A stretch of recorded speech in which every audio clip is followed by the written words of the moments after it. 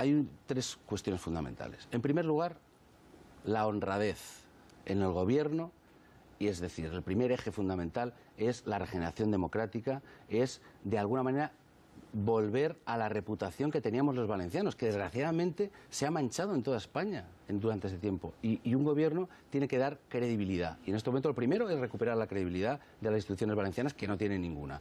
En segundo lugar, la reforma del modelo productivo.